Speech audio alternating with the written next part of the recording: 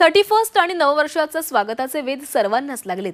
नववर्ष स्वागताचं सेलिब्रेशन करायला पर्यटकांनी रायगडच्या समुद्र किनाऱ्यांवर गर्दी केलेली आहे। पर्यटकांच्या वर्दळीमुळे हॉटेल व्यावसायिकांना सुगीचे दिवस आले। इथला आढावा घेतला आमचे प्रतिनिधी प्रफुल्ल पवार यांनी।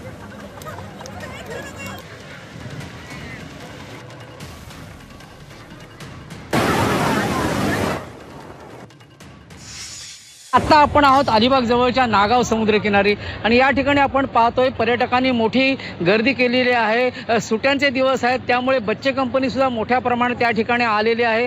ही बच्चे कंपनी या ठिकाणी समुद्र स्नानाचा आनंद घेते, त्याचबरोबर घोड्यावर रपेट करते, त्याचबरोबर उंट सवारी असेल किंवा घोडागाडी असेल याचा आनंद घेतात। मोठी माणसं जी आहेत ती देखील या ठिकाणी वेगवेगळे जे वॉटर स्पोर्ट्स आहेत त्यांचा आनंद घेत आहेत आणि एकूणच इथली परिस्थिती पाहिली तर पर्यटक मुराद इथल्या समुद्राचा आनंद घेताना पाहायला मिळतात। इथे येणाऱ्या पर्यटकांना वेगवेगळ्या सुविधा मिळाव्यात, त्यांना कुठलाही धोका होऊ नये यासाठी स्थानिक प्रशासनानं वेगवेगळ्या उपाययोजना केलेल्या आहेत। इथे जीवरक्षक नेमण्यात आलेले आहेत, त्याचबरोबर पर्यटकांना चांगली सुविधा मिळावी यासाठी सुद्धा स्थानिक ग्रामपंचायत असतील, नगरपालिका असतील त्या देखील प्रयत्नशील आहेत। अलिबाग बरोबरच नागाव, किहीम, दिव्यागर, मुरुड, काशीद या किनाऱ्यावर देखील पर्यटकांनी अशीच गर्दी केल्याचं पाहायला मिळतंय।